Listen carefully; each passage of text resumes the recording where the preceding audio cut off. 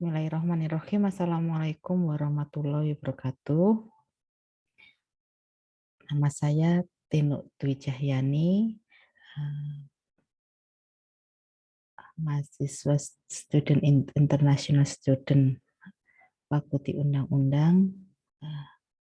Pada kesempatan kali ini saya akan menyampaikan berkenaan dengan call for paper internasional di UGM dengan mengambil judul urgensi mengembalikan aset daripada kejahatan rasuah, usaha memulihkan kerugian keuangan negeri di Indonesia. Pengenalan, salah satu tujuan berlakunya Undang-Undang Nomor 31 Tahun 1999 tentang pemberantasan tindak pidana korupsi bersama dengan Undang-Undang Nomor 20 Tahun 2001 adalah untuk memulihkan kerugian negara. Oleh karena itu, penguatkuasaan Undang-Undang Jinayah mengutamakan pengembalian pampasan keuangan negara dari pelaku perbuatan jinayah rasuah. Mencari aset yang disebabkan oleh rasuah juga bertujuan untuk meminimumkan kemungkinan berikut. Korupsi dalam menguruskan hasil rasuah tidak meletakkan dalam kawalan mereka sendiri. Aset yang disebabkan oleh rasuah berada di tangan ahli keluarga atau pihak ketiga yang dipercaya oleh mereka. Dan yang kedua, setelah mengetahui bahwa dia dilantik sebagai suspek kemudian menjual atau memindahkan aset rasuah kepada pihak lain untuk mengelakkan penyitaan oleh penyiasat atau pendakwa raya pada masa akan datang. Nah, tren untuk penguatkuasaan kes pembatalan semester 1 2017 sampai 2021 dari segi kes rasuah di Indonesia dari tahun 2017 hingga 2021 ini menunjukkan bahwa jumlah kes telah meningkat dan menurun pada masa itu. Kemudian dari segi jumlah suspek, jumlah tertinggi adalah pada tahun 2018 dan jumlah suspek yang paling sedikit adalah tahun 2020. Perkara yang paling penting di sini mengenai nilai kerugian negara yang sangat menarik adalah bahwa dari tahun ke tahun terdapat kenaikan nilai kerugian negara yang sangat ketara, kenaikan yang sangat tajam. Bahkan yang paling tinggi adalah nilai kerugian negara pada tahun 2021. Walaupun 2021 tidak berakhir hingga bulan Desember. Ketika dianalisis dilakukan mengenai tren retak mengenai kes rasuah pada bulan September 2021.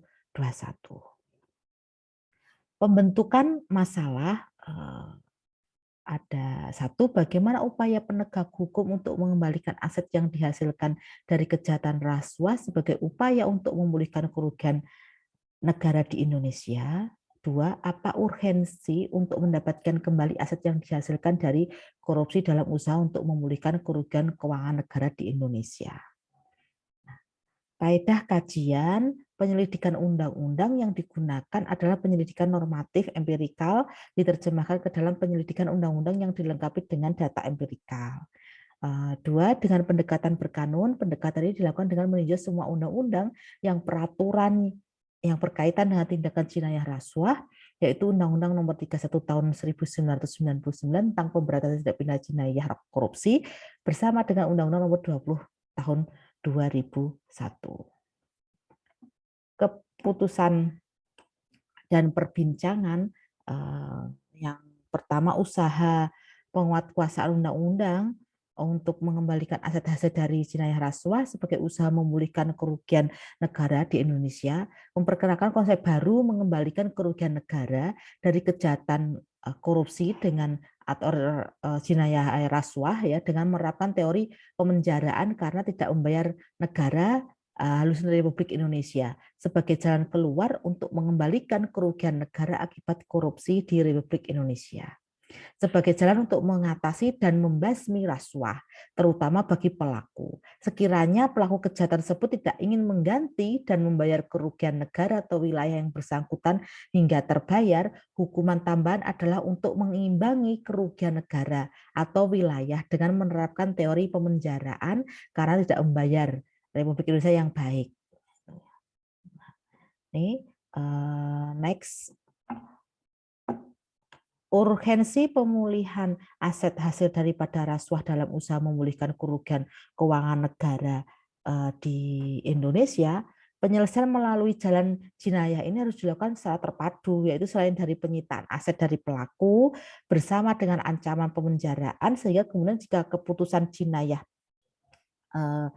telah diputuskan, maka semua aset milik pelaku akan dirampas dan dijual untuk dikembalikan ke negeri ini karena memang hasil dari kejahatan itu. Kejahatan rasuah adalah keuangan negara. Ini adalah bentuk tanggung jawab jinayah bagi pelaku rasuah. Nah,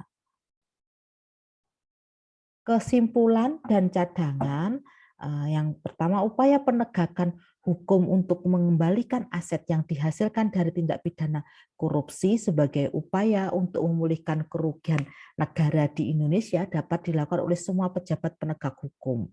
Misalnya hakim dalam membuat keputusan, selain mempertimbangkan aspek hukuman jinayah yang juga berkaitan dengan aset pemulihan.